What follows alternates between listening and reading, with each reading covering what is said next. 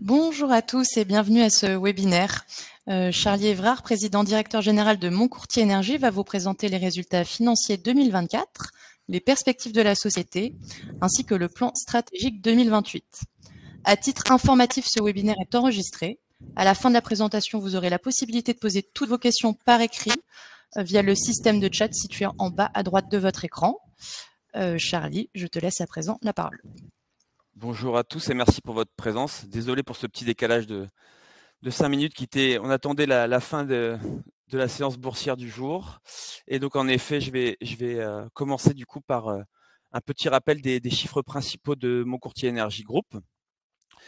Donc pour rappel, cette société a été créée en 2017. Aujourd'hui, nous employons directement ou indirectement via notre réseau d'agences un peu plus de 200 personnes, soit une forte augmentation des effectifs par rapport à l'année 2024, à la fin de l'année 2023, pardon. Aujourd'hui, nous avons 34 agences qui sont en charge de développer et de commercialiser nos solutions, donc 32 en France et 2 à l'étranger. Nous accompagnons sur la thématique énergie plus de 10 000 clients, soit 3 000 nouveaux clients sur l'année 2024. Donc on reviendra par la suite sur ce KPI important, mais nous l'avons fait évoluer. Jusqu'à présent, nous parlions de points de livraison et on a décidé de se recentrer sur l'aspect clientèle et donc voilà, un nouveau KPI, mais ce qui est un panel assez large représentatif de clients B2B. D'un point de vue financier, l'année 2024 s'est terminée avec un chiffre d'affaires de 24,7 millions d'euros, soit une progression de 17% par rapport à 2023. Donc, c'est une information qu'on avait déjà communiquée en janvier. Au niveau de la rentabilité, une première qui est pour nous, avec un résultat d'exploitation négatif sur l'année 2024, malgré un EBITDA positif. Encore une fois, un KPI très important pour nous, puisqu'on avait l'historique d'une société toujours rentable jusqu'à cet exercice. Mais je rentrerai dans le détail des explications par la suite. Au niveau de la trésorerie, un niveau de trésorerie toujours assez élevé, avec quasiment 8 millions. Et enfin, je terminerai la présentation avec la publication de notre chiffre d'affaires sur le premier trimestre. C'est une nouveauté, mais nous avons décidé à partir de cette année de communiquer trimestriellement notre chiffre d'affaires. Donc voilà pour les KPI principaux. Pour rappel, nous avons une activité donc commerciale en France principalement, mais également une activité en Espagne depuis 2023 et une activité en Belgique depuis l'année 2024, que vous pouvez voir sur la cartographie de droite. Si on reprend un peu les fondamentaux de notre métier, donc on a un modèle assez différent par rapport à certains de nos concurrents. Donc l'activité de Mon Courtier Énergie Group, c'est une activité principalement en France de tête de réseau. Donc on se trouve à l'intermédiaire entre les fournisseurs d'énergie et les clients B2B, avec la gestion côté siège, donc côté groupe de l'activité des préparation, présentation des offres, et puis un réseau de licenciés de marque qui est en charge de commercialiser nos offres par rapport vis-à-vis de nos clients B2B. Donc le business model n'a pas évolué, c'est le business model français. Je reviendrai par la suite, mais c'est vrai que le business model espagnol et belge peuvent être un petit peu différents.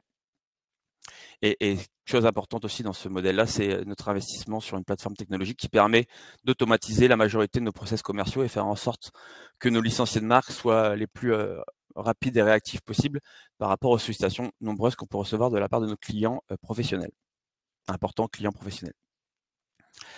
Donc notre métier, c'est de conseiller et d'accompagner les entreprises dans la gestion de leur poste énergie via 3 aspects. Donc l'activité historique qui est le courtage et conseil en achat d'énergie. C'est une activité qui reste principale dans notre chiffre d'affaires business, puisque si on sort quelques chiffres qui sont des schémas de refacturation, notamment par rapport aux licenciés de marque, on a 95% de notre chiffre d'affaires qui vient de cette activité-là. Donc c'est vraiment le cœur de notre métier. Et en plus de cette activité historique, on a développé au fur et à mesure de l'histoire de Mon Courtier Énergie 2 autres sujets. Un sujet qui est lié à l'optimisation des contrats et la gestion au quotidien, donc une sorte de service VIP payant que l'on propose à notre clientèle, et plus récemment une activité dédiée à la transition énergétique où on va accompagner nos clients sur tous leurs projets liés à la transition, que ce soit du solaire, de la mobilité électrique ou des sujets d'efficacité énergétique. Quoi qu'il en soit, notre objectif, c'est d'être le tiers de confiance qui permet de réduire le coût énergie des entreprises en travaillant sur l'ensemble des leviers disponibles sur ce sujet-là. Dans cette équation, la relation avec les fournisseurs est bien sûr très importante. Donc, on a essayé de vous présenter ici l'évolution du nombre de fournisseurs avec lesquels nous travaillons sur la clientèle B2B en France. Comme vous pouvez le voir, c'est un chiffre qui est en croissance, ce qui est très important pour nous, puisque ça nous permet de nous assurer d'offrir les solutions les plus adaptées pour notre clientèle, et également d'avoir un modèle qui est assez diversifié, puisque comme vous pouvez le voir sur le graphique de droite, pour le coup, on a un modèle qui est assez dérisqué, avec un nombre de fournisseurs assez important et un chiffre d'affaires qui nous permet de ne pas être dépendant d'un ou de plusieurs fournisseurs. Donc c'est vraiment une dynamique importante dans notre métier, et c'est aussi très intéressant de voir l'évolution du nombre de fournisseurs qui a repris en fait un peu après la crise de 2022, avec de nouveaux acteurs aussi qui se sont lancés sur le marché et qui nous permettent de déployer nos solutions auprès de notre clientèle diverse et variée. Dans l'équation du coup de business model, ce qui est aussi important, c'est le nombre d'agences et notamment la rentabilité de ces agences. Donc clairement aujourd'hui, le métier du siège, donc de la tête de réseau et donc du groupe, sont la gestion de la relation avec les fournisseurs, la mise en place de process et d'outils, notamment via une plateforme Salesforce. Travailler et mettre en avant la notoriété de la marque de Mon Courtier Énergie, donc toute la dimension marketing et communication sont gérées par le siège. Et puis le deuxième aspect, c'est la formation, pour faire en sorte que nous ayons des courtiers qui soient bien formés et qui permettent de proposer des solutions et de discuter et de présenter ça à notre clientèle de la meilleure des façons possibles. Côté agence, du coup, leur autonomie, c'est l'activité de recrutement des courtiers, même si on peut parfois les aider, notamment en améliorant la notoriété de la marque. C'est l'activité de prospection de la clientèle, qui est une activité forcément importante. Ce sont aussi, du coup, nos agences, nos ambassadeurs locaux. Et puis, de leur côté, la gestion de leur propre PNL. On voit qu'on a connu une évolution assez importante du nombre d'agences sur l'année 2023. On a encore ouvert quelques agences en 2024.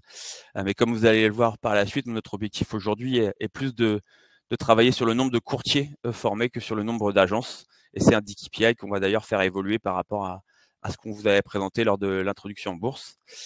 Point de vue rentabilité des agences, c'est aussi un sujet qu'on regarde avec attention. Donc, ce que vous pouvez voir sur la droite, c'est le chiffre d'affaires moyen par agence. Ce qu'on remarque, c'est qu'on a bien réussi la transition 2022 à 2023. On a réussi à continuer à augmenter le nombre d'agences sans venir trop pénaliser le chiffre d'affaires moyen, ce qui était un de nos objectifs principaux post-IPO. Et aujourd'hui, ça se stabilise autour de plus ou moins 500 000 euros de chiffre d'affaires par année par agence, ce qui nous permet d'avoir un modèle incitatif pour les agences et d'avoir une structuration assez importante de notre activité. Sur l'aspect clientèle, la chose qu'on a mis en place aujourd'hui, c'est la mise en place de Trustpilot. On avait une mesure de la satisfaction client qui était interne jusqu'à présent, et donc on a opté pour cette solution qui est bien connue sur le marché. Si on regarde en détail notre clientèle, on a deux aspects, le côté France versus international. Aujourd'hui, en effet, sur nos 10 000 clients actifs, la majorité sont des clients français pour le moment. Donc, on espère faire évoluer la situation, notamment dans le cadre du plan de développement, mais on reste une société qui, pour le moment, a un portefeuille principalement en France. Et ce qui est aussi intéressant à regarder, c'est la diversité dans cette clientèle-là. Donc, dans notre métier, on mesure ça par rapport à la consommation annuelle. Et comme vous pouvez voir sur la droite, on a 4 typologies de clients qui sont assez bien répartis finalement en termes de positionnement. Aujourd'hui, il y a la partie grand compte qui est un peu plus petite en termes de clients, mais qui est aussi contributive en termes de chiffre d'affaires. Et si on regarde la moyenne, on a nos clients consomment en moyenne 452 MWh par an, du coup en intégrant avec cette vision client leur consommation gaz et leur consommation électricité quand ils ont les deux usages. Encore une fois, l'objectif pour nous, c'est d'apporter à nos clients un gain de temps, d'accéder aux meilleures offres sur le marché, d'apporter une qualité de conseil, notamment via la formation et le réseau qui s'est développé. Notre service de courtage est toujours gratuit et également de leur proposer une stratégie sur mesure. C'est l'avantage de notre activité sur une clientèle B2B, c'est qu'on a différentes solutions à leur proposer. C'est pas uniquement une mise en concurrence d'un prix qui serait proposé par des fournisseurs, mais c'est également essayer de les conseiller sur la meilleure solution par rapport à leurs besoins. Et donc, encore une fois, notre notre objectif est d'être le tiers de confiance qui permet de gérer la majorité ou l'ensemble des problématiques énergétiques qui nous sont confiées par le client. Et ce qui est très important, c'est de le faire dans un climat de confiance. Donc, on est très satisfait du taux de satisfaction client qu'on a pu construire au quotidien via la plateforme Trustpilot. Enfin, le dernier point d'intro, même si après je vous présenterai les chiffres de 2024. Donc, on a eu pas mal de reconnaissance de la part de la communauté professionnelle et médiatique, que ce soit en termes de croissance via les Échos ou le Financial Times. On a également été élu meilleur réseau de franchise dans notre catégorie, donc la catégorie des réseaux de 11 à 50 franchisés. Et on a aussi également obtenu une reconnaissance de la part de nos employés, donc que ce soit les employés du siège, mais également les employés des agences, avec la 7e place dans la catégorie des entreprises de 50 à 250 salariés donnée par Great Place to Work. Donc c'est un peu ce qui nous mène au quotidien avec la croissance de notre chiffre d'affaires, donc c'est plutôt l'aspect financier, mais également des dimensions un peu plus qualitatives, que ce soit par rapport à l'avis que peuvent avoir les franchisés sur notre activité, et puis également forcément bien faire en sorte que nos salariés soient satisfaits de travailler chez Mon Courtier Énergie. Voilà pour le rappel des KPI les plus importants de Mon Courtier Énergie. Et du coup, je vous propose de passer à l'analyse des résultats 2024.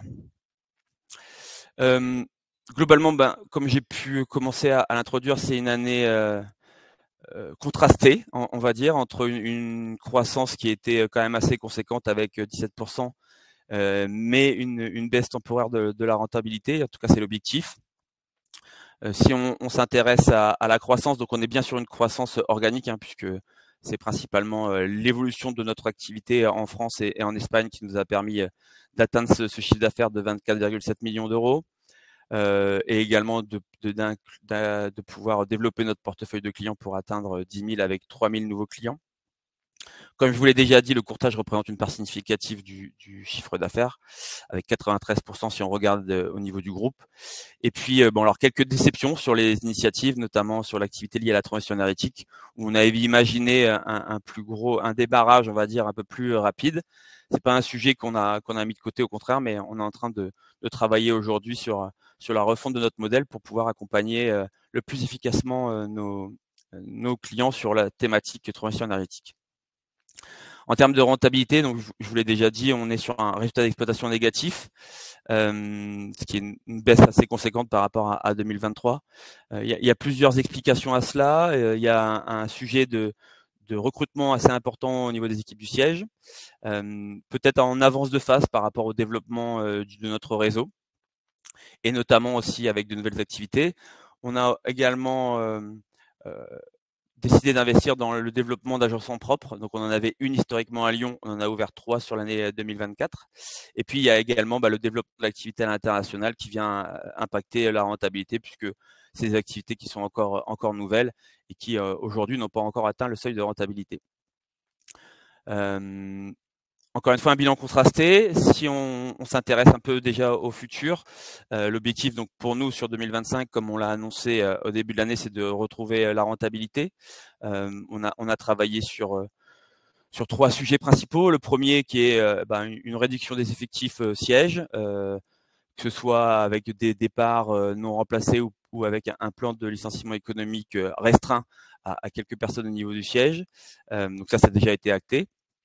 On a également pris la décision de fermer l'activité d'agence en propre, qui était, vous allez le voir juste par la suite, mais pas très rentable, et plutôt qui a vraiment porté notre résultat vers le bas sur l'année 2024. Et puis on a du coup travaillé sur un nouveau plan de croissance que je vais vous présenter à la fin de cette présentation, et en définissant notamment des nouveaux objectifs financiers pour 2028. Si on analyse le chiffre d'affaires et le résultat d'exploitation, donc on retrouve cette dynamique de croissance du chiffre d'affaires depuis le lancement de l'activité, avec en effet ce passage dans le rouge sur 2024. Si on rentre dans le détail rapidement à ce stade, mais on a une activité sur le courtage qui est toujours aussi rentable. Ce qui a vraiment fait impacter notre rentabilité, c'est plutôt les investissements. Donc on a parlé juste avant de MCE Agence. le résultat d'exploitation de cette structure, qui était une structure dédiée, était à moins 721 000 € sur l'année dernière. Donc, ça a vraiment un impact qu'on a décidé, d'ailleurs, c'est une des raisons qui nous a poussé à mettre un terme à cette activité en 2025 et de se concentrer du coup sur le développement du réseau avec sous le modèle de licencié de marque qui a été finalement le fruit de notre développement et qui nous a permis d'atteindre nos chiffres dans les années précédentes. Et puis également un impact négatif de l'activité à l'international. Donc un petit impact négatif sur l'activité belge qui vient d'être lancée mais qui est normal, et toujours une recherche de la rentabilité sur notre activité espagnole qui a connu une belle croissance en termes de chiffre d'affaires, mais qui est toujours un peu en deçà du niveau de rentabilité attendu. Si on continue, donc on a en effet une belle croissance de notre portefeuille. On est sur un nombre de clients actifs qui a progressé de 48%. C'est plus ou moins en ligne avec notre progression historique. Donc, c'est quand même un bon indicateur de l'évolution de notre activité. Si on revient sur le KPI ancien qui était des points de livraison, on est à 45 000 points de livraison. Encore une fois, c'est un KPI qui pour nous est moins pertinent. Ce qui nous intéresse vraiment aujourd'hui, c'est de travailler sur le client et notamment la croissance de sa valeur ajoutée, mais j'y reviendrai par la suite de notre plan. Et autre KPI qui est vraiment important pour nous, c'est le nombre de courtiers confirmés, donc les courtiers qui sont productifs. On a connu du coup en 2024 une forte progression du nombre de courtiers, principalement en France. Sur les 136 courtiers, il y en a 126 qui sont en France. Donc, ça fait plus 37 sur l'activité française. Donc, le nombre de courtiers, ça va être soit les effectifs de nos agences via le schéma de licencié de marque, soit les effectifs en interne qu'on va avoir plutôt à l'étranger. Donc, sur la partie française, l'évolution du nombre de courtiers n'impacte pas la masse salariale directement, en effet, mais va plutôt impacter indirectement avec le staff siège qu'on va mettre en face.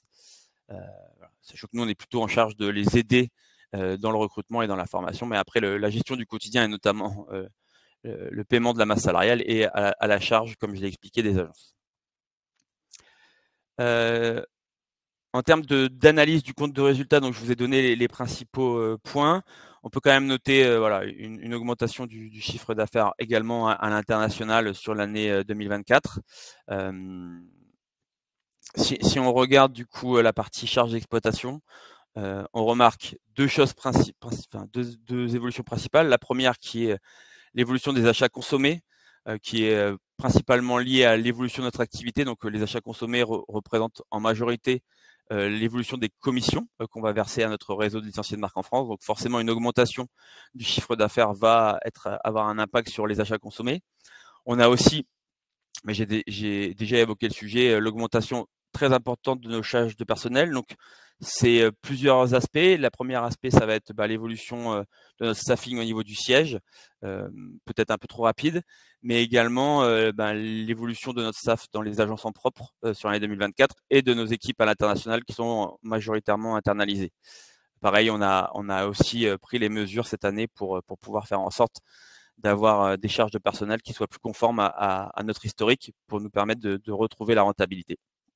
Et donc, en termes de résultat net, on passe d'un résultat de à peu près 1,2 million d'euros à un résultat négatif à hauteur de 350 000 €.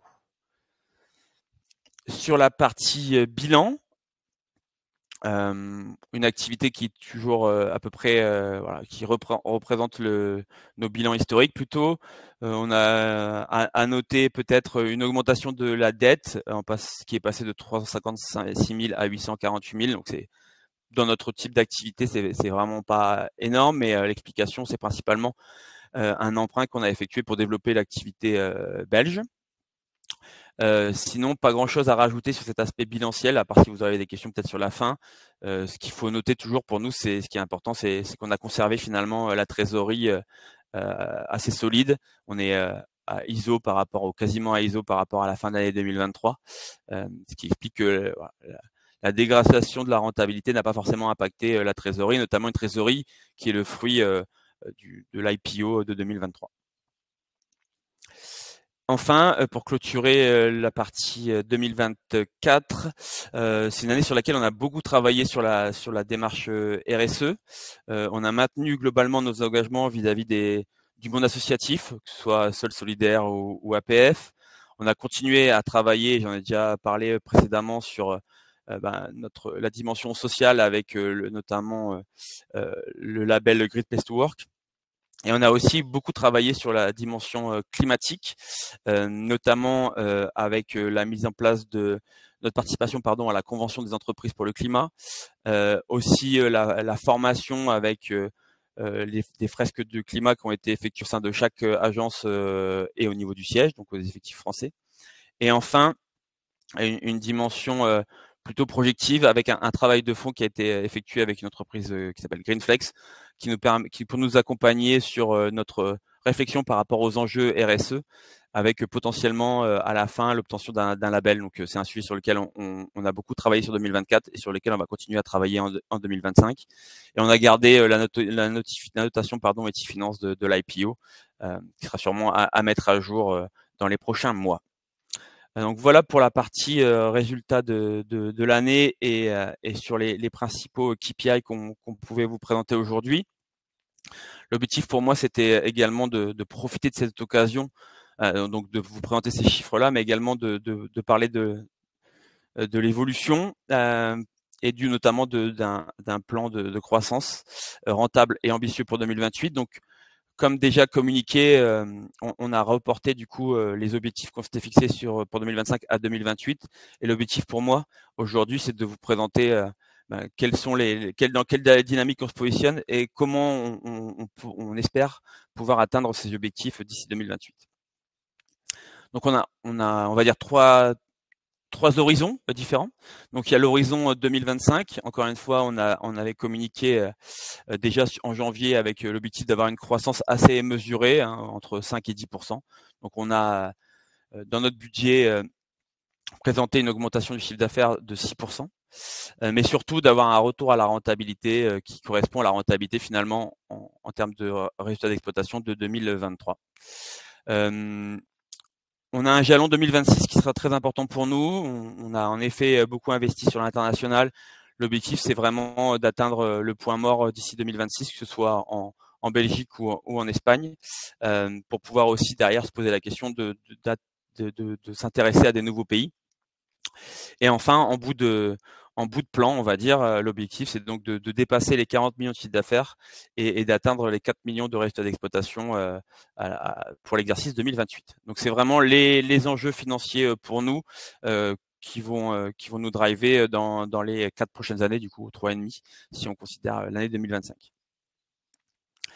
Donc la feuille de route, c'est assez simple finalement. Donc sur l'année 2025, c'est de continuer à développer notre activité française, mais aussi et surtout d'avoir une belle évolution sur le chiffre d'affaires à l'international pour pouvoir du coup atteindre ces 40 millions en fin de plan, avec l'idée que 36% 36 millions d'euros proviendront de l'activité française et 4 millions de l'activité à l'international. Donc ça, c'est des enjeux qui nous semblent faisable, et si on reprend la dynamique historique du groupe, on voit pas de raison pour laquelle on ne pourrait pas atteindre ces objectifs-là. Et en termes de rentabilité, l'objectif aussi, c'est finalement de se rapprocher ou de dépasser les 10% de rentabilité sur le ratio REX versus chiffre d'affaires. Donc on a un objectif à court terme avec l'activité française de repasser dans le vert, qui était déjà dans le vert, mais en tout cas de mener un résultat d'exploitation à 1,9 million, de stabiliser, on va dire, les pertes à l'international tout en développant le chiffre d'affaires, comme je vous l'ai dit précédemment. Et l'objectif fin de plan, du coup, c'est 4 millions avec 3,2 millions qui viendraient de la France et 0,8 millions ou 800 000 euros qui viendront de l'international, avec des modèles de rentabilité un peu différents, puisque aujourd'hui, dans notre activité à l'international, on a principalement une activité de commerciaux en propre, ce qui fait que le niveau de rentabilité, à partir du moment où on a atteint notre seuil de développement, serait plus élevé. Donc ça donne une croissance annuelle moyenne à 13% sur l'ensemble du plan. Donc plus élevé en moyenne que ce qu'on a prévu sur l'année 2025, et également une activité plus significative à l'international, puisque ça représentera 10% de notre chiffre d'affaires. Comment atteindre ces objectifs? On a développé un plan avec 3 axes. Le premier axe, qui est l'axe, on va dire, le plus important pour commencer, c'est la croissance. Donc aujourd'hui, On a 10 000 clients en France. L'objectif, c'est d'arriver à 15 000. Donc c'est une croissance qui serait très intéressante mais qui reste mesurée par rapport à ce qu'on a connu historiquement. Je reviendrai par la suite. On a décliné du coup ces 3 axes par pays, et là on commence forcément par la France qui est l'activité historique et qui est encore la plus importante pour nous. On a aussi un vrai enjeu toujours de développer le courtage sur des régions sous-exploitées, notamment avec des groupements d'agences. Donc ce qu'on veut dire par là, c'est qu'aujourd'hui, on a un taux de pénétration du marché français qui est vraiment différent par rapport aux historiques de nos agences. Et on a toujours des régions qui sont sous-exploitées, notamment Aura, notamment le Grand Est et la Franche-Comté. Et donc l'objectif, c'est de pouvoir développer cette activité-là, notamment via la mise en place de groupements d'agences. Un groupement d'agences, c'est finalement un donneur d'ordre qui va avoir plusieurs agences physiques sur un territoire. Et c'est le modèle qui a été porté jusqu'à présent et qui nous a permis d'atteindre nos objectifs. Et donc, on veut continuer dans cette dynamique-là. Et comme je vous le disais aussi plus tôt, on a un vrai enjeu sur la partie développement de notre nombre de courtiers, encore une fois, plus que le nombre d'agences. Le vrai driver de notre business, c'est le nombre de courtiers. Et donc, l'objectif, c'est d'avoir plus de 180 courtiers confirmés, hein, bien sûr, pas des gens qui viennent d'arriver, mais confirmés et contributeurs à 2028. Ce qui ferait une augmentation également de plus ou moins 50%, qui est en ligne finalement avec le développement de notre portefeuille. Hein. Le développement de notre portefeuille est totalement corrélé au développement du nombre de courtiers. Donc ça, c'est le premier aspect, donc développer, on va dire, notre portefeuille. Le deuxième aspect qu'on a pu voir aussi dans l'évolution de MCE des dernières années, c'est la croissance du chiffre d'affaires par client. On a aujourd'hui une consommation moyenne de notre clientèle qui a baissé sur le plan. Et donc, l'objectif pour nous, c'est de vraiment cibler les entreprises avec une forte valeur ajoutée, que ce soit par rapport à la consommation énergétique, mais c'est aussi un levier de pouvoir travailler avec eux sur la réduction de cette consommation. Donc, finalement, aujourd'hui, il y a une clientèle qui est plutôt PME, PMI versus TPE qui est vraiment plus pertinente pour nous. Et donc, on effectue au quotidien tout un travail de segmentation de notre base client, mais aussi de notre base prospect pour pouvoir venir servir en priorité ces clients-là. Ça sera un des enjeux majeurs pour pouvoir atteindre nos objectifs. On a aussi un autre sujet qui est plus nouveau, que je vais vous présenter dans le détail par la suite, qui est le de nos contrats, du contrat de nos clients, pardon. Donc aujourd'hui, finalement, dans la phase de première négociation avec un client, on va signer un contrat initial d'une durée de 1 à 3 ans, en moyenne 2 ans et demi. Et il y a un vrai enjeu de fidélisation de cette clientèle-là avec le renouvellement. Ce qui est assez intéressant pour nous, c'est que ça nous permet de rentrer dans un business model un peu plus de récurrence. Aujourd'hui, pour vous donner une information, sur l'année 2024, 40% de notre chiffre d'affaires du courtage est venu du renouvellement de notre portefeuille. Et sur le plan qu'on a construit, et qui nous permet aussi d'être très serein par rapport à ce plan, cette part va devenir un peu plus importante. Et encore une fois, je vais vous présenter un slide spécifique sur ce sujet. Et enfin, quand on parle de valeur client, on parle aussi des produits additionnels. Donc, on parle de nos services d'accompagnement qui ont bien progressé sur l'année 2024, mais également de tous les sujets liés à la transition énergétique. Donc, encore une fois, vrai enjeu pour nous de pouvoir avoir des clients qui ont une consommation un peu plus significative pour aussi pouvoir leur proposer d'autres solutions d'accompagnement. Et enfin, aussi au vu des résultats 2024, un vrai sujet de maîtrise des coûts du siège, qui a été un focus, mais qui devient un focus principal de notre activité. Donc, j'ai parlé de la réduction des effectifs. On s'est du coup aligné sur un plan avec une croissance limitée des effectifs sièges. L'objectif étant vraiment d'être bien aligné entre les besoins de notre réseau ou de nos filiales à l'étranger et notre staff. Encore une fois, un vrai enjeu pour nous dans les prochaines années pour faire en sorte d'avoir un taux de rentabilité qui correspond plus à ce qu'on avait historiquement. Et puis, il y a une dimension qui est commune un peu à toutes les entreprises, mais on a déjà communiqué sur le sujet de digitalisation des processus métiers. On a pas mal investi de temps et donc d'argent sur le développement d'un espace client notamment. On travaille aujourd'hui aussi sur la refonte de notre site web pour essayer d'attirer plus facilement, on va dire, des nouveaux prospects. Donc, il y a toute une dimension liée à la digitalisation des processus qui va être aussi importante pour pouvoir atteindre nos objectifs d'ici 2028 et notamment de maîtriser cette structure de coûts. Je vous en ai parlé, donc c'est le sujet renouvellement, un vrai sujet pour nous. C'était aussi un des un des sujets souvent échangés avec les actionnaires, hein, d'avoir une activité en fait qui recommençait entre guillemets chaque année. En réalité, l'évolution de notre portefeuille fait qu'on a une grosse récurrence de notre chiffre d'affaires qui va provenir du renouvellement de nos contrats. Donc c'est pas fait, mais en tout cas, c'est quand même dans notre métier plus facile de signer un nouveau contrat d'énergie quand on a déjà la relationnelle avec le client, quand on connaît sa date de fin de contrat, quand on connaît son besoin. Et donc ce qu'on peut voir, c'est que finalement, au moment de l'IPO, on parlait des chiffres 2022, donc le renouvellement n'était pas forcément un sujet principal puisqu'on était sur 11% du chiffre d'affaires qui est du renouvellement. Sur l'année 2024, on est à 40% et on imagine que sur le plan, ça deviendra principalement le chiffre d'affaires de l'activité courtage sera principalement issu du renouvellement de nos contrats. Par contre, il ne faut pas oublier l'acquisition de nouveaux clients. Hein. Je vous ai parlé de l'évolution de notre portefeuille. Et donc, on estime qu'on va stabiliser, du moins dans le plan qu'on vous présente aujourd'hui, le niveau de chiffre d'affaires en acquisition. Et c'est vraiment le renouvellement des contrats qui va venir apporter la croissance du chiffre d'affaires pour atteindre nos objectifs, encore une fois, de 2028. Donc, vrais enjeux pour nous, stratégie spécifique liée à cette activité-là. Ça nous permet aussi, avec la segmentation de clientèle, de proposer des solutions qui sont mieux adaptées à ces profils de clients. On commence à avoir un vrai historique de notre portefeuille et de la relation avec ces clients-là. Et donc, voilà, sujet très important dans notre développement. Si je repars sur l'international, hein, pour continuer, donc de la même façon, on a décliné les 3 points avec des niveaux de maturité et d'organisation qui sont un peu différents. Donc, sur la partie espagnole, on est plutôt sur un schéma de développement à 2 phases. Un premier qui était le recrutement de forces de vente internes, qui représente aujourd'hui la majorité de nos effectifs, avec l'objectif de plutôt aller adresser la partie grand compte. Et depuis 2025, du coup, on a aussi décidé de développer notre activité via un réseau d'apporteurs d'affaires. Donc, ce n'est pas encore des agences en licence de marque comme on peut avoir en France, mais l'idée, c'est d'essayer de consolider un marché fractionné pour aller atteindre une cible de clients plus petite. Et donc, c'est ce qu'on met en place depuis après un test, on va dire fin de l'année 2024, ce qu'on met en place en 2025, en utilisant aussi forcément les outils qu'on a pu utiliser en France, notamment notre plateforme technologique. Même sujet sur la partie croissance du chiffre d'affaires, forcément, encore peut-être plus en Espagne. On a un vrai sujet d'aller adresser, notamment avec nos commerciaux internes, une clientèle avec une plus forte valeur ajoutée.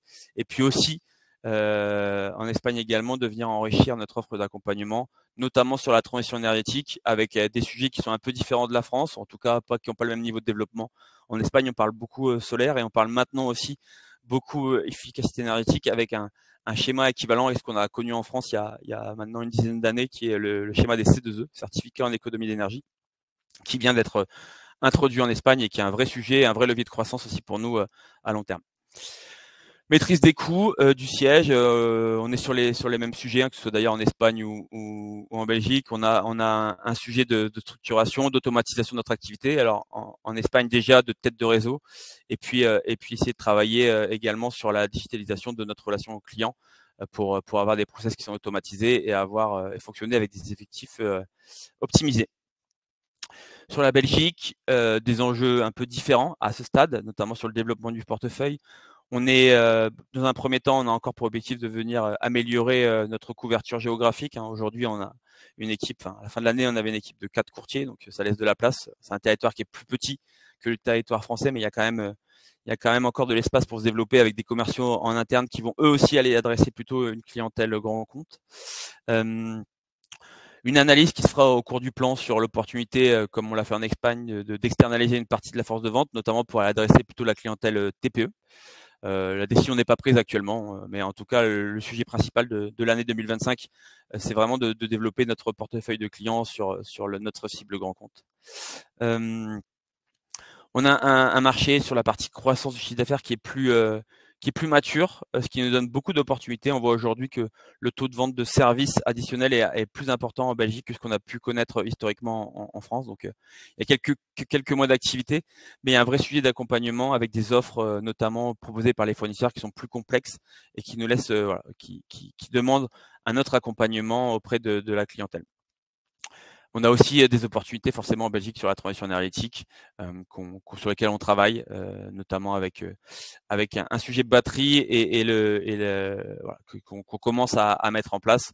Encore une fois, l'activité a débuté en septembre, donc on est un plus récent. Voilà. Et donc sur le siège, maîtrise des coûts, on a les mêmes sujets que sur l'Espagne, avec l'automatisation au maximum de nos process. On a un même outil, que ce soit en Espagne ou en Belgique, on utilise aussi notre CRM, avec des versions adaptées aux besoins du pays. Et puis le sujet de la relation client avec un espace client se pose également pour l'activité belge, notamment avec l'objectif de croissance du portefeuille. Quoi qu'il en soit, sur l'international, notre objectif, c'est vraiment d'avoir une rentabilité opérationnelle rapidement, aussi pour pouvoir se poser la question qu'on s'était posée initialement de l'expansion géographique.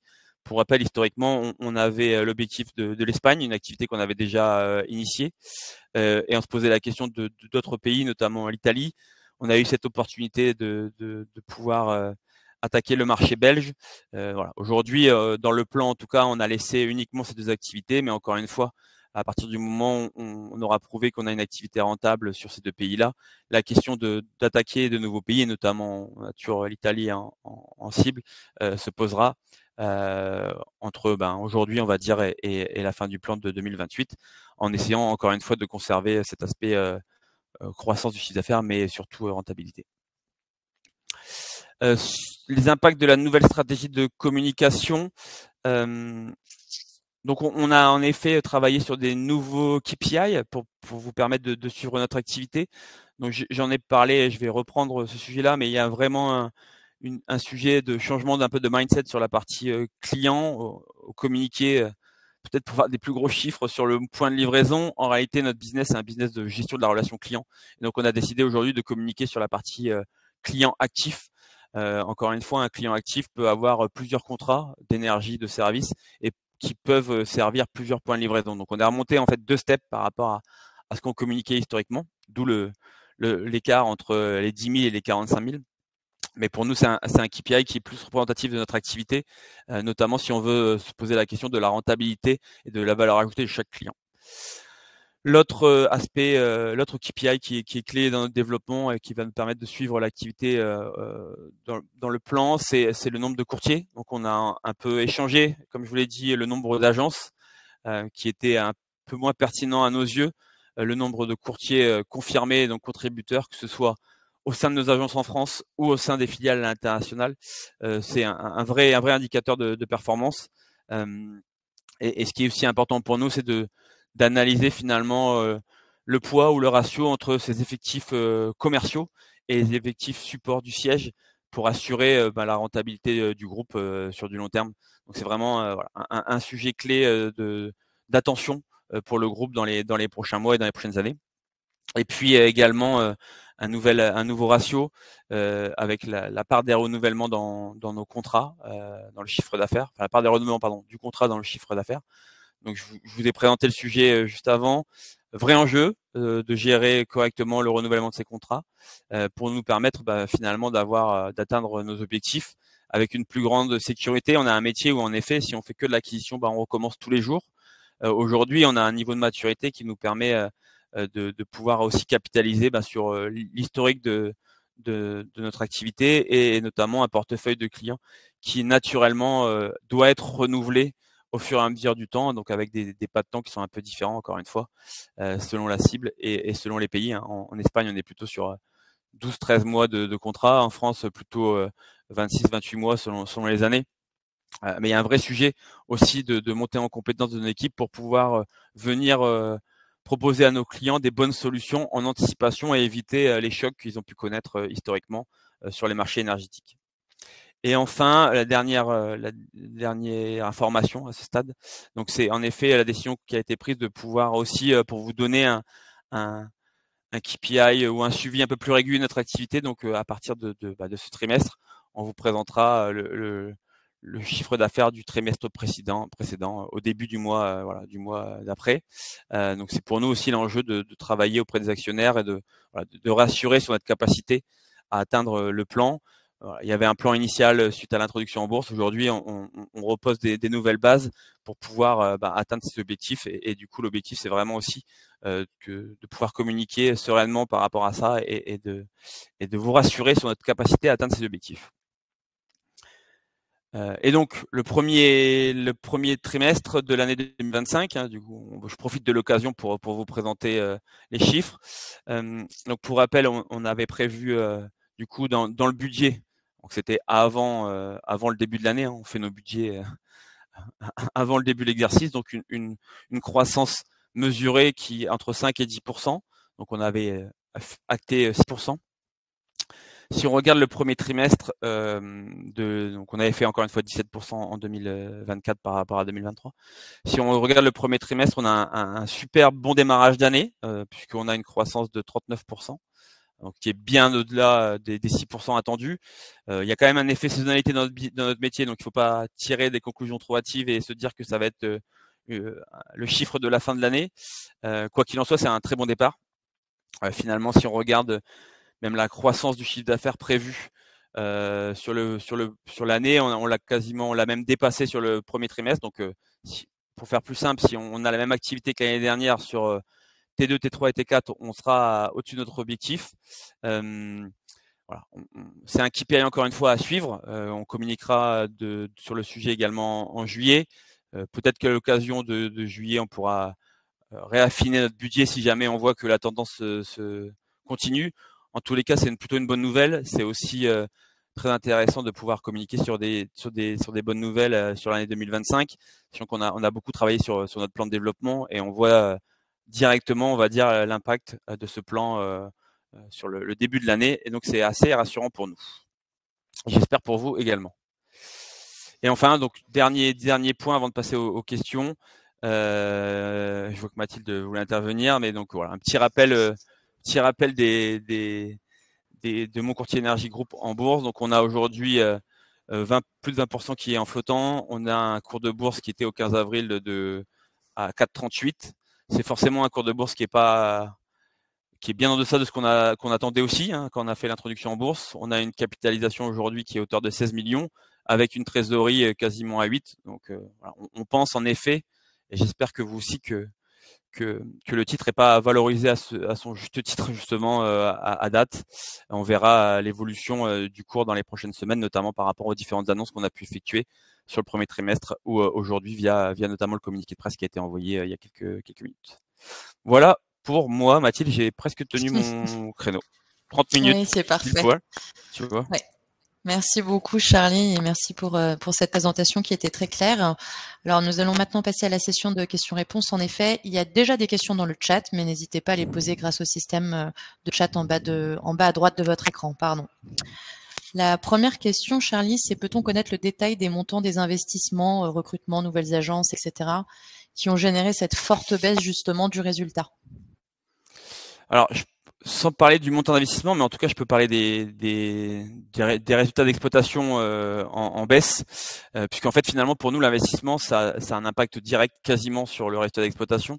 Donc, typiquement sur les filiales séparées, parce que c'est le plus simple, sur la partie MCE Agence, donc qui reprenait les agences en propre, on avait un résultat d'exploitation autour de 100 000 euros en 2023. On est passé à moins 700 000, donc il y a une dégradation de 800 000 euros sur la partie MCE Agence. Sur l'international, sur 2023, on était à moins 200 000, plus, et on a fini l'année à moins 400 000. Donc voilà, ça c'est les gros impacts. Ce qui est plus difficile à voir avec la lecture des comptes, c'est l'impact de l'activité transition énergétique puisqu'elle est intégrée à l'activité française. Mais voilà, on estime que c'est aussi quelques centaines de milliers d'euros par rapport à ce qu'on avait prévu initialement. Finalement, ce qu'il faut se dire, c'est que la rentabilité de 2024, si on n'avait pas pris des nouvelles initiatives, elle serait plus ou moins en ligne avec ce qu'on avait fait en 2023. Et donc, c'est pour ça qu'on a pour objectif cette année de, entre guillemets, redresser la barre et de pouvoir retrouver le niveau de rentabilité de 2023 dès 2025. Merci Charlie. La prochaine question, c'est la performance au premier trimestre et la guidance 2025 implique un chiffre d'affaires sur les 9 prochains mois en retrait par rapport à 2024.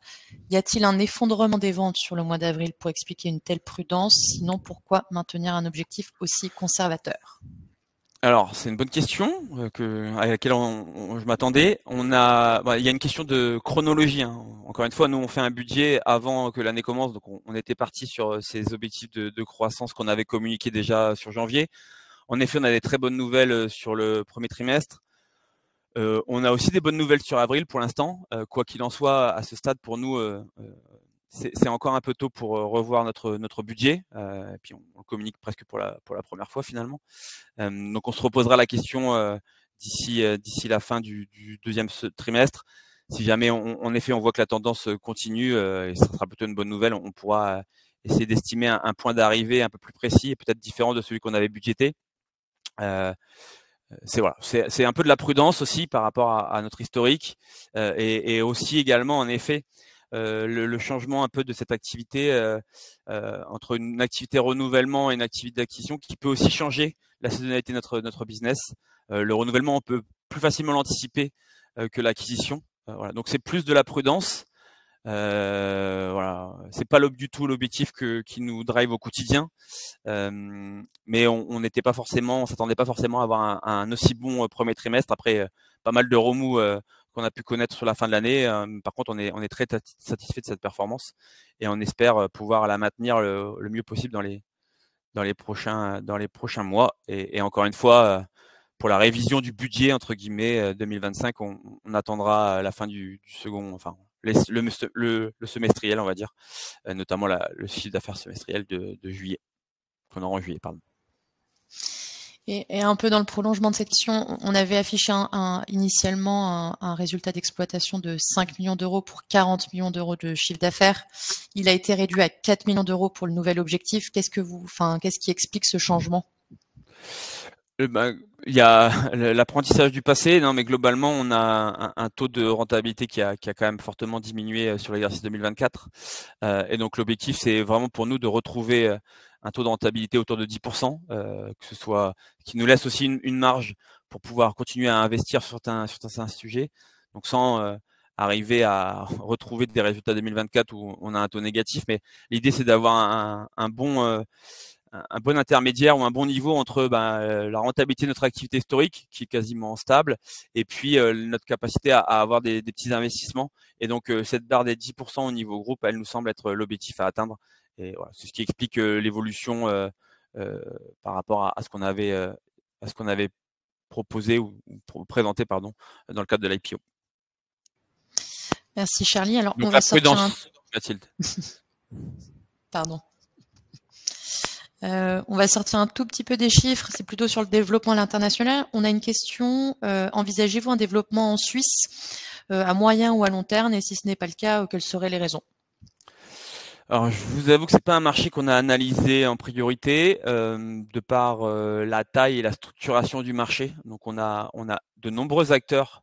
Donc, c'est un relativement petit marché, vous allez me dire, comme la Belgique peut-être, mais avec des acteurs historiques qui sont importants et qui font d'ailleurs partie parfois de nos partenaires en France.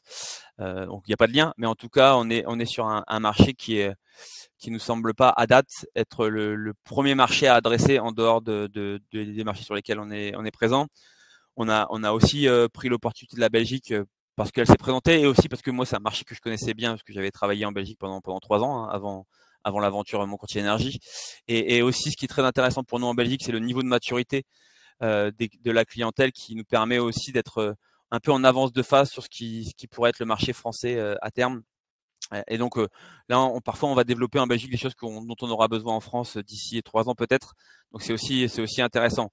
Avec notre développement à l'international, on a les deux aspects. On a essayé de dupliquer notre modèle plutôt sur la partie espagnole, qui était un peu en retard au niveau maturité du marché, et aussi apprendre et enrichir notre expérience, notamment client, par rapport à l'activité belge. Et encore une fois, sur le plan international, on n'a pas voulu inclure de nouveaux pays dans ce plan.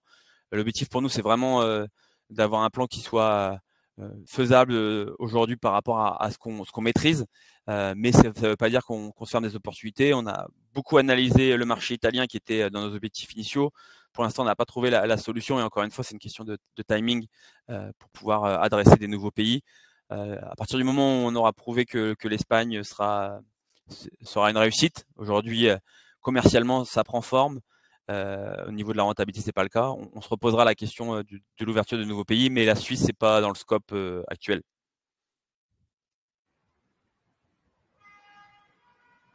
Mathilde? Oui. Désolée, il y a un petit décalage entre le son et l'image, c'est pour ça. Ah, ok. Alors, merci beaucoup. Je vais regrouper deux questions. En fait, ça concerne le taux de renouvellement des contrats. Quel est le taux de renouvellement des contrats existants arrivant à échéance en 2024? Et quels sont actuellement les freins au renouvellement de ces contrats et quelles sont donc les dispositions prévues pour passer de 10 à 40% d'ici 2028? Donc aujourd'hui, ce que je vous ai présenté, c'est pas le taux de renouvellement, mais c'est plutôt la part du chiffre d'affaires dans notre renouvellement. Donc on a décidé de ne pas communiquer sur le taux de renouvellement parce que c'est encore un taux qui est assez faible. Ça dépend si on parle du point de livraison, du nombre de comptes, du chiffre d'affaires généré par ces renouvellements. Donc on a préféré communiquer sur voilà, le poids des renouvellements dans notre activité. Donc ça, c'est notre choix. Quels sont les freins? Parce qu'il y a quand même quelques clients qui partent. Ça peut être soit une insatisfaction par rapport on va dire à notre première rencontre. Ça peut arriver. Ça peut être aussi une intensité concurrentielle qui s'est développée, notamment sur l'activité de courtage. C'est aussi quelque chose que j'ai pas forcément évoqué, mais qui est pour nous une source de réassurance. C'est qu'aujourd'hui, entre le moment où on a fait l'introduction en bourse notamment et maintenant, on voit un nombre de courtiers qui a augmenté sur la place et également une part de marché des courtiers qui a évolué à la hausse. En tout cas, quand on regarde les chiffres d'affaires de nos différents concurrents, quand on regarde notamment les classements des Échos, on voit qu'il y a pas mal de courtiers en énergie dans le classement. Donc voilà, il y a la concurrence qui est là, mais ça nous laisse aussi des opportunités pour pouvoir renouveler, enfin les récupérer, on va dire, des clients qui ont déjà eu l'expérience courtier, mais peut-être pas au niveau d'expertise qu'on peut le proposer. Et donc globalement, comment on peut améliorer ça? Aujourd'hui, c'est principalement en accompagnant correctement nos clients, en étant force de proposition sur la stratégie de renouvellement, en continuant à créer du lien avec eux, en leur proposant des services additionnels, notamment avec un espace client en ligne qu'on a lancé le mois dernier, et en travaillant avec eux sur la stratégie et sur la segmentation de leurs besoins. C'est vraiment un sujet qui commence à être primordial chez nous. On a un portefeuille de clients qui est très large, avec une clientèle qui est un peu différente et qui a des attentes différentes, pour pas schématiser ou stigmatiser, mais entre un boucher ou un hôtelier et un industriel, c'est pas forcément les mêmes besoins. Donc on a un vrai travail d'adapter notre discours et notamment nos services aux différents types de clientèle, tout en gardant aussi notre ADN qui est de mêler l'expertise énergétique avec une présence locale, qui est pour le coup un gros axe de différenciation par rapport à nos concurrents qui ont plutôt des modèles centralisés ou semi-centralisés et qui nous permet aussi de venir gagner des parts de marché sur les courtiers concurrents. Voilà. Merci Charlie. Et alors, quelles sont les principales raisons de la baisse des taux de croissance qui avaient été anticipés en 2025, alors même que le nombre de courtiers a beaucoup progressé en 2024? Donc il y a un enjeu clé qui est en effet le renouvellement de nos clients. Donc ça prend une part importante aussi du taux d'activité des deux courtiers. C'est aussi d'ailleurs un gros attrait pour pouvoir atteindre notre objectif de nombre de courtiers. Aujourd'hui, on est dans un marché du travail où la pure acquisition offerte à un commercial n'est pas forcément très vendeuse, justement. Et donc, la capacité aujourd'hui à proposer à des gens qui nous rejoindraient la gestion d'un portefeuille déjà existant, en plus bien sûr de l'acquisition, c'est vraiment quelque chose qui est attractif, en tout cas qui permet d'ouvrir des nouvelles perspectives. Encore une fois, on a proposé un plan qui pour nous est faisable avec nos basiques actuelles. Et donc on est parti sur une croissance du portefeuille qui est modérée entre guillemets, mais il y a quand même une activité qui est pas non plus négligeable sur la partie acquisition. Et ça correspond à ce qu'on imagine pouvoir faire dans les 3,5 prochaines années, même si on a bien commencé le premier trimestre 2025. Voilà un peu la façon dont on a construit le budget. Encore une fois, on est dans un contexte un peu différent. On a connu quelques déboires sur l'année 2024, notamment en termes de rentabilité. On se le cache pas. Donc on est là pour assumer aussi les décisions qu'on a prises. Et donc en se réinscrivant dans un nouveau plan. L'objectif pour nous, c'est vraiment de sécuriser, on va dire, notre plan de développement et de répondre à ce qui me semble être le plus important pour les actionnaires, c'est être en phase avec ce qu'on vous communique et du coup atteindre ces objectifs. Si on peut les dépasser, tant mieux. Mais déjà, pour nous, voilà, on garde finalement notre ADN initial qui était d'avoir une activité en croissance. On parle quand même de 13% par an, donc c'est pas non plus facile. C'est un travail du quotidien, tout en essayant de retrouver une rentabilité qu'on a perdue sur l'année 2024. Voilà, pour des raisons que j'ai expliquées par ailleurs, mais voilà un peu la façon dont on a construit ce plan. Merci beaucoup, Charlie. Alors là, je vais poser deux questions posées par le même actionnaire. Je vais rassembler. Comment analysez-vous le décalage des objectifs 2028 par les conditions de marché, la complexité du déploiement à l'international, peut-être des prévisions trop optimistes? Donc ça, c'est la première question. La seconde, c'est est-ce que vous pouvez peut-être faire un point sur l'intensité concurrentielle? Donc les explications, il y a un peu de tout, mais c'est surtout, on va dire, le poids des initiatives qu'on avait prévues. Enfin, je vais reprendre. Il y a deux aspects.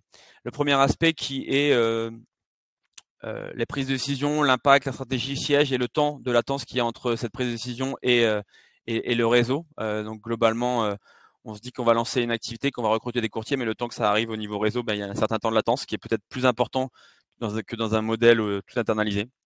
Donc aujourd'hui, on voit finalement l'impact de l'évolution des effectifs de courtage. Elle a eu un décalage donc de quasiment un an, donc pas forcément facile d'atteindre ses objectifs avec ce décalage-là. Donc ça, c'est le premier aspect.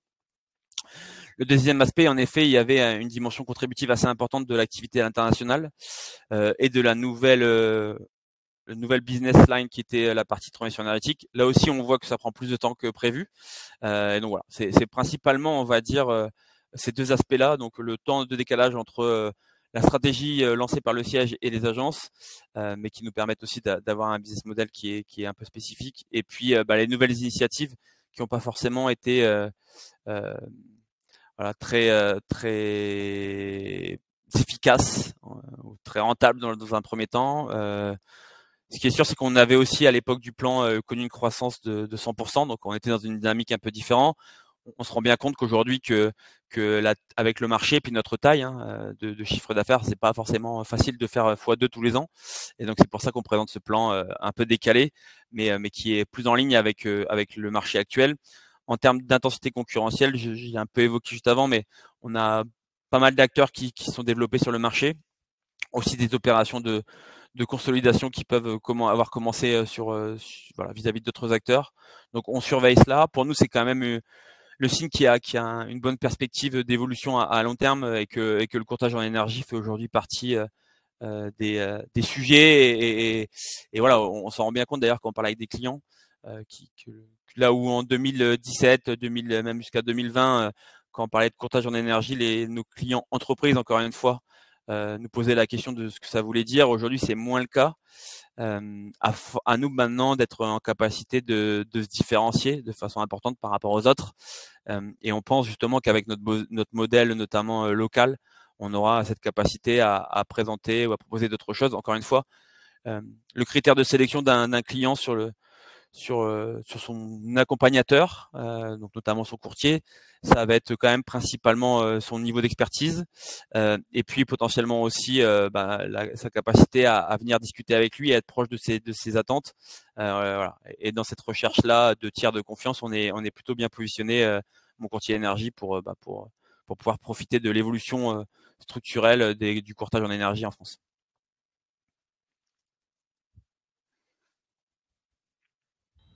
Merci beaucoup, Charlie.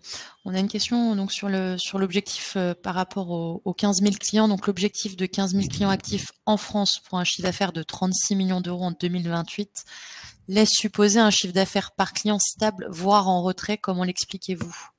Donc il y a une bonne question. Donc quand on parle quand l'analyse est faite, on est sur une analyse de portefeuille. Ce qu'on voit, c'est qu'aujourd'hui, on a ciblé des clients qui étaient plutôt avec des consommations plus faibles dans les dernières années, ou notamment dans les derniers mois. Et donc l'objectif, c'est en effet de venir stabiliser le CA moyen par client en réinjectant dans notre portefeuille une clientèle à plus forte valeur ajoutée. Donc, pour répondre à la question de façon plus simple, si on continuait la tendance actuelle, on aurait un chiffre d'affaires par client qui serait plutôt baissier. Et donc, notre objectif, c'est en travaillant sur les différents aspects que j'ai présentés, donc segmentation, renouvellement et vente de services énergétiques, de venir stabiliser le CA moyen par client à ce qu'on a connu en 2024. Donc, c'est de venir un peu à contre-courant de la tendance naturelle qu'a eu notre portefeuille, mais ce qui est aussi logique en élargissant nos solutions à des clients qui sont un peu plus petits. On a eu cette tendance, en effet, de baisser le CA moyen par client, qui avait aussi un impact sur derrière la rentabilité, puisque finalement, en termes de support siège, le staff pour un client qui est moins contributif est quasiment le même que pour un plus gros client. Voilà. Donc, bien vu pour l'analyse. Je pense savoir de qui ça vient, mais du coup, voilà, l'objectif pour nous, c'est vraiment de réussir à contrebalancer cette tendance à la baisse du CA moyen par client sur le plan. Et aussi, et donc ça, on parle de la clientèle française, et aussi en effet à l'international, puisqu'il y a un vrai enjeu à l'international de ne pas reproduire, on va dire, les erreurs qu'on a pu commettre. On en commet tous les jours, mais de tirer des leçons et de pouvoir, dès le début de l'activité internationale ou dès les premiers mois, se positionner sur la bonne typologie de clientèle qui nous permettra de maintenir un niveau de rentabilité à long terme. Merci beaucoup Charlie. On a une nouvelle question. Beaucoup d'entreprises sur le secteur de la transition énergétique sont en difficulté. Le secteur commence à être questionné. Peut-il être rentable? Est-ce toujours une partie de votre activité que vous souhaitez développer, alors que j'ai cru comprendre qu'elle avait généré des pertes en 2024? Donc en effet, on voit qu'il y a eu une grosse hype transition énergétique pendant la crise énergétique de 2022, ce qui était aussi logique, avec des prix qui ont été multipliés par 10 parfois. Le sujet efficacité énergétique ou transition énergétique était très important. On voit quand même une tendance de fond des entreprises sur la dimension RSE. C'est vraiment un sujet qui est de plus en plus prépondérant dans nos discussions avec les clients. Donc, on pense qu'il y a une opportunité. C'est pour ça qu'on a maintenu l'activité et on retravaille aujourd'hui sur les solutions qui soient adaptées. Mais c'est sûr qu'aujourd'hui, c'est pas quelque chose qu'on voulait mettre, on va dire, dans le marbre comme on a pu le faire dans notre plan. C'est un sujet, on a des équipes pour le faire. On a des agences qui commencent aussi à staffer des effectifs dédiés à cette activité-là. Donc, on voit une petite dynamique. Mais encore une fois, l'objectif pour moi du plan 28, c'est vraiment d'avoir un plan qui soit le plus réaliste possible avec ce qu'on connaît aujourd'hui du marché. Et donc, on a gardé une partie, parce que vous avez vu, en France, on a prévu 36 millions. Il y a 33 millions qui doivent venir du courtage. Donc, il y a une partie qui vient des services additionnels. Voilà, quand même, de façon significative. Quoi qu'il en soit, à ce stade, on préfère être assez prudent et se dire qu'on va être capable de récupérer les opportunités qu'on trouvera sur notre route entre ici et 2028. Voilà. Et encore une fois, on fait très attention aussi à la rentabilité de nos prestataires. Aujourd'hui, il y a toute une inquiétude aussi parfois de mettre en relation notre portefeuille de clients, courtage, en relation avec des prestataires qui pourraient être défaillants à court ou moyen terme. Et donc, c'est vrai qu'on fait assez attention quand même dans la clientèle qu'on va cibler par rapport à ces produits-là et aussi par rapport aux prestataires, on est très sélectif pour être sûr qu'on perde pas en gros toute la valeur d'un client en essayant de développer une valeur additionnelle. Voilà, c'est tout l'enjeu aussi du cross-selling, mais ça c'est assez commun à pas mal de sociétés. Voilà. Il y a un enjeu, on veut accompagner nos clients sur ce sujet-là. Par contre, on veut le faire correctement et du coup, on s'attend plutôt à l'objectif pour nous, c'est vraiment de prendre les opportunités qu'on trouvera encore une fois sur la route d'ici 2028. Une nouvelle question. Pourquoi avez-vous quitté le syndicat des courtiers? Alors, c'est une décision qui a été prise en interne. Donc, le syndicat, c'est un syndicat qu'on avait co-créé avec quelques membres. Aujourd'hui, on se rendait compte que la politique du syndicat n'était plus forcément en adéquation avec ce qu'on souhaitait pour le métier. Du coup, c'est une décision, je pense, à ce stade anecdotique qui a été prise. On n'a pas forcément besoin du syndicat pour montrer qu'on est une entreprise solide et à laquelle on peut faire confiance. Donc, voilà, pas de sujet, décision interne liée à l'évolution du syndicat, mais on ne peut pas porter préjudice au syndicat, donc pas plus de commentaires dessus. Merci Charlie. Donc on a répondu à toutes les questions du chat pour le moment et puis on dépasse l'heure du webinaire. Donc peut-être je te propose de conclure avec un petit mot de la fin. Et puis, je rappelle aux participants qu'il y a un lien de replay qui sera disponible dans les prochains jours. Ok, donc merci Mathilde pour ta présence. Merci à tout le monde d'être venu aussi aujourd'hui. Voilà, l'objectif pour nous vraiment, j'espère que vous l'avez vu comme cela, c'est de vous présenter nos chiffres, ok, et d'expliquer la raison de la baisse de la rentabilité qui est pour nous ponctuelle.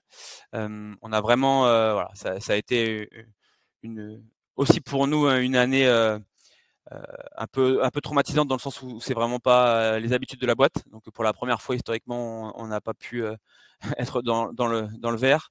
Et donc l'idée c'était vraiment de repartir sur un plan qui soit faisable avec ce qu'on connaît aujourd'hui de notre business et de pouvoir aussi rassurer les actionnaires sur notre capacité à continuer à être finalement une boîte qu'on a vendue entre guillemets comme ça, c'est-à-dire une boîte de croissance et rentable. J'espère que j'ai pu vous convaincre du sujet. Si c'est pas encore le cas aujourd'hui, on recommuniquera régulièrement et c'est aussi la volonté pour nous de communiquer notamment trimestriellement sur le CA pour réassurer la communauté des actionnaires, soit existants, soit les nouveaux qui pourraient rejoindre notre aventure, qu'on est vraiment une entreprise sur laquelle il faut investir et qui avec le temps apportera la satisfaction de l'ensemble des actionnaires. Voilà. Donc encore une fois, merci à tout le monde pour votre présence. Et puis on reste disponible pour d'autres sujets, d'autres questions en dehors du webinaire. Merci à tous. Un grand merci Charlie. Bonne soirée à tous. Merci Mathilde.